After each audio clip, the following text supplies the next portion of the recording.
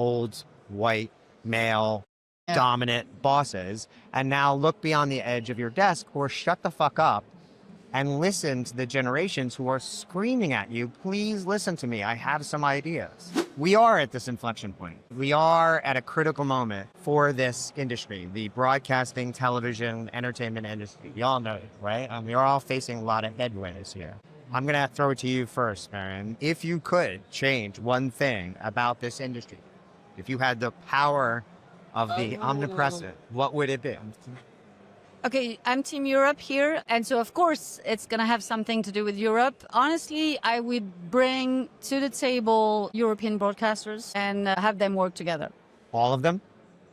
Yeah. Across the region? Yeah, I was on a pod yesterday, and we were talking about European broadcasters. You were on another pod yesterday? I was, yes. Cheated on you on another pod but it's again? Bedrock. It's Bedrock. Right, it's okay. Right. They it's didn't okay. ask me. Yeah. But so, yeah, you know nothing about Europe. That's why I'm here. So, no, but I'm a big believer in what broadcasters have to offer. You've said it at the top, completely aligned. But the thing is, even just coordination, collaboration within a single market is not enough. They are midgets, I'm sorry to say. Compared to the big tech Compared company. to big tech, to global players. And Netflix. so I think, any move that is being made at a European level will make the most difference. And it's across a number of initiatives, the way they approach YouTube, the way they approach being on connected TV, about topics like prominence, etc. So that's the one thing. So guys, if you need me, call me up. I'm super happy to rock things around. Well, it's interesting. If you use the Eurovision Song Contest as a case study, when that happens, it's one of the most talked, or, the Champions League or other things. There are moments where they do come together and the scale and the buzz and you the get impression, goosebumps. everybody pays attention to it for a period of time. Now imagine if they just did that all of the time. That's a great point. All right, Chris, same question. If you could change anything about our industry, you've been in the industry a minute, right? Yes. What would it be?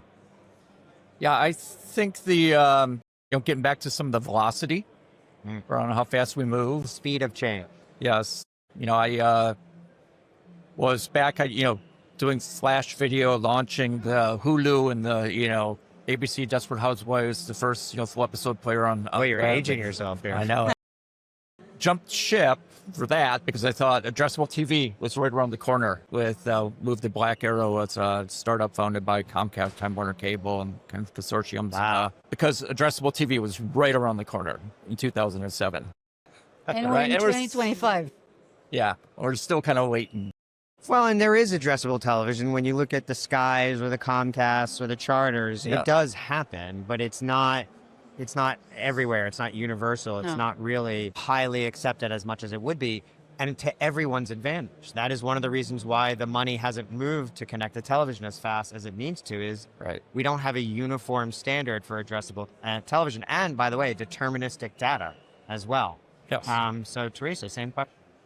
So I know what I'm going to say is unrealistic, but I'm going to say it anyways. We're here. If I had a superpower and if I could really had a wish, it would be, there's so many wonderful companies already out there.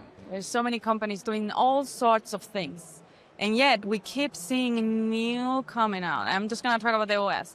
New OS is coming out. New players coming out. Why don't we just sit down together? Why don't we just really, truly look at what can I do best? What can you do best? What can you do best? Collaborate. And we do it together. Collaborate. Why are we all making it so hard? Why? Well, there is this zero-sum game in entertainment. It's not enough that I succeed, all others must fail, and it's a very generational thing. It's, it comes from the boomers who have run this industry for so long, and when they all started, I'm probably the oldest person on this podcast. Thank you. I think I am. You don't look like No, if you are, boy, oh boy, we should all drink what you're drinking. Yeah, exactly. Or smoke what you're smoking. But the thing is, I think what a lot of boomers and Gen Xers don't seem to realize is that when we all first got into this industry at the beginning, there were far fewer players. It was far less complicated. Things were live on television or near live. And so the consumer had less choice. There certainly wasn't YouTube. There wasn't TikTok. There wasn't a phone in your hand distracting you while an ad was playing on television. And the margins were so much bigger. year after year after year, you could fuck up and move on and not be afraid of it. And I think a lot of the boomers and Gen Xers don't understand how fortunate they were to get on that ride as the hockey stick was going up. They think they were geniuses for having invented this industry. And now it's harder. And they're like, why is it so hard? I used to have great ideas. No, you used to have no competition. And now you have all the competition. And it's not as easy. You're not a genius. You were lucky. Enjoy the luck and privilege that you had. Old, white, male, dominant bosses. And now look beyond the edge of your desk or shut the fuck up and listen to the generations who are screaming at you. Please listen to me. I have some ideas.